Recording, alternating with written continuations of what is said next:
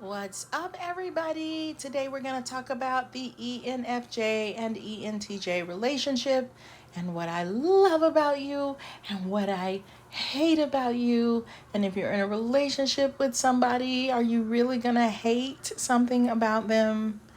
If you do, then should you be with them? So you might strongly dislike. That might be a better word. But then again, there might be something that you hate that they do, but you still love everything about them. So I definitely think this is a couple that can work. I tend to think, and it's not always true, but I think sometimes the more you have in common, the easier it is to get along with each other. And these types have one letter difference. One is a feeler, one is a thinker. So it's going to make it just a little bit, I think, easier to navigate than if you are completely different. Another little trick that you can use is looking at the cognitive stacks. I knew, I'm not going to say what couple I saw. But I'm thinking of a couple where they had two letters alike and two letters different, I think. And they were just, oh my God, you would think that they would get along great, but not at all. So, just saying. But anyway, in the meantime, be sure to like this video. That lets me know that you want to see more ENFJ and ENTJ videos. That's why these two types get a lot of videos because they like they remember to do the thumbs up. And so I'm like, I want to spoil them. So if you want me to keep spoiling you, definitely do thumbs up. Make sure you subscribe. Makes it easier to know when I put out new videos because I want you to see them all because it might really, really help you. So anyway, without further ado, the way I'm going to do this video is I'm going to kind of do a back and forth thing. I'm going to try that where I give you a little bit about one type, a little bit about the other. Sometimes I might tell you what I think they would like about the other, and I might tell you what they may dislike about the other. So let's start with the ENFJ. I think the ENFJ can be very accepting of every part of an ENTJ. Just overall. I mean, they may have some things that they don't like. I'm not saying that, but they can make the ENTJ feel very accepted because they want people to feel safe so they can be themselves and open up and enjoy themselves. Now, the ENTJ, the ENFJ might feel frustrated by the ENTJ and how they micromanage things and how they change things. So, in other words, I think ENTJs can think above board. They know how to get things to a different level. So, they might take something that the ENFJ has done and untangle it and change it to a different thing that makes it stronger or that they feel makes it stand out.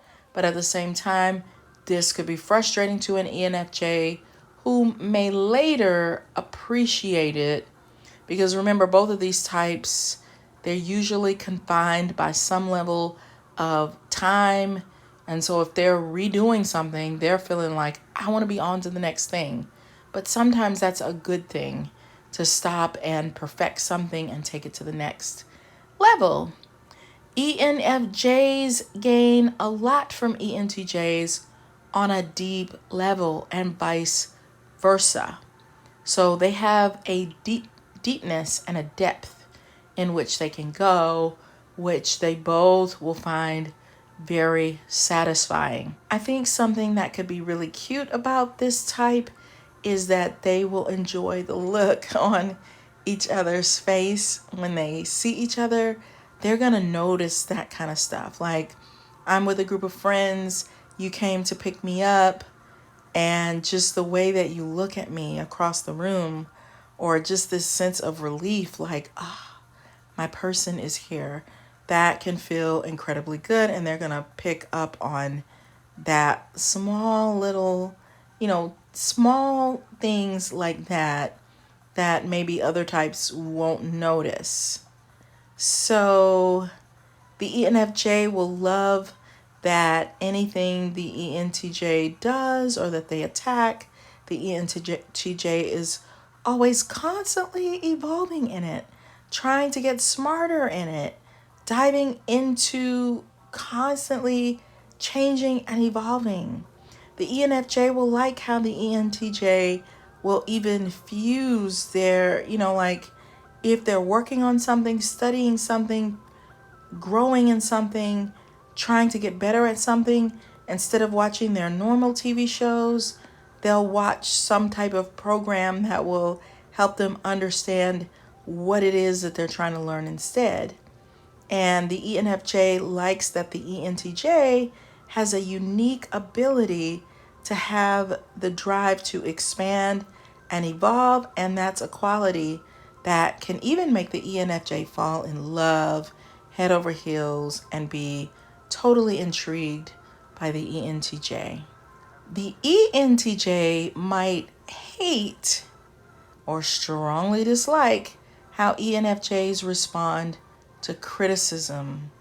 And that's something that ENFJs have to work on, because when they get in that mode, it's like they can't really see, it's difficult for them to see around it. They may feel slighted, they may feel insulted, they may feel hurt, or the way that you're saying something, or the way that you're talking to me, or the inflection that you're using. And especially if they're words of affirmation, but that's going to be very hard for it's not hard, because ENTJs can also be extremely kind when it comes to someone who they're in love with. They know how to put on delicate gloves to a certain extent. ENFJs might hate the way that ENTJs always, or may have something to say about every topic, even things that they're not experts in. They may think, do you really know anything about that? But I think ENTJs can be well studied. And so they are going to know a lot about a lot of things. So it might not be to one up or anything like that. It just might be a general interest in intellect or in learning that is pushing them forward in that area. ENTJs like how authentic the ENFJ is, because he's not phony. He's not trying to act like the status quo or like the typical cool kid or how they think they're supposed to behave, because the ENFJ puts in so much work in themselves, or like going inward into their personality, to uncovering what they're feeling or what their struggle is or what they're going through. They're genuinely empathetic, kind, interested in others, funny, bold. That's how the ENTJ sees the ENFJ and what they appreciate about them. And even though the ENFJ may be different with family, friends, coworkers, there's still a cohesiveness to it. That's just a genuineness. I think what they see is a genuine care for humanity that they really like. ENFJs will like the positive energy that the ENTJ brings. ENTJs may hate small inconsiderate things that the ENFJ does, like, and I think this could be, I wonder if this is gender, but please forgive me. I'm trying to be sensitive and not say the wrong thing, but like if you're playing songs in the car without asking if they like it, like every time you get in the car, you play this music and the ENTJ doesn't like it. But I think as a female ENFJ, it's interesting because I heard an ENTJ say that about an ENFJ male, but as an ENFJ male, I mean female, I am very aware of that kind of thing. So I've been in cars with people or family members or, where they're just kind of playing. I don't know, but then I guess it just depends. Because I might would just be playing some music that I like just because I'm not really thinking about it. Um, but there have definitely been times when I've been in people's cars where they're just playing the horrible stuff. And I'm thinking kind of the same thing. So that might not be the best example, but I think for the most part, and of course I'm biased, I think ENFJs can be very considerate, and that would be one of those things that would probably trigger an emotional rant if they felt like the ENTJ sees them as being inconsiderate in small ways. That would be upsetting because they'll feel like they're trying to spend a lot of energy to be pleasing. ENFJs think it's genius that ENTJs have the ability to balance extreme polar opposites, that their brains can, that they have the brain power to handle two contrasts and understand both of them. It's could be considered one of the strongest qualities that a person could have.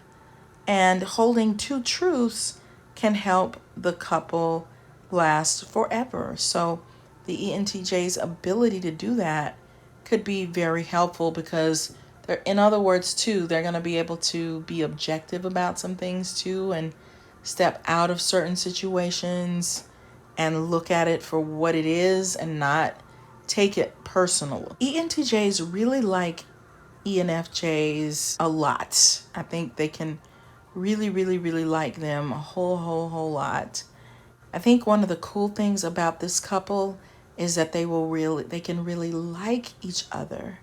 And I think the ENTJ will find themselves really, really liking the ENFJ.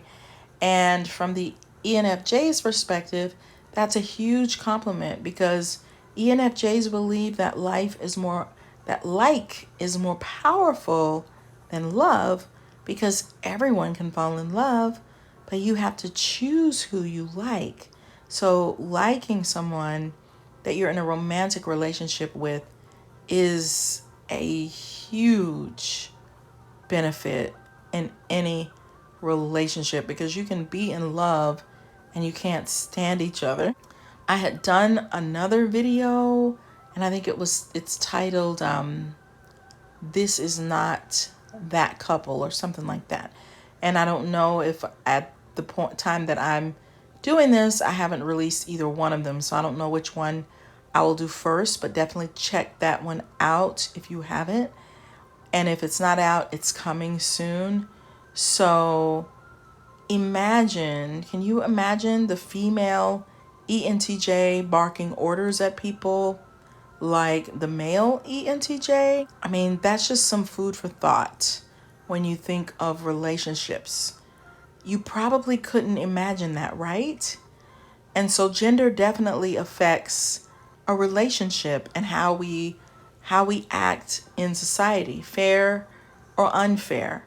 Because I think an ENTJ could really rev that side up and be demanding and telling everybody to do it this way, do it that way, and people will jump into place and do it and not even think. They might not love it, but it's more acceptable. But I think an ENTJ female learns that they can't get away with that type of thing.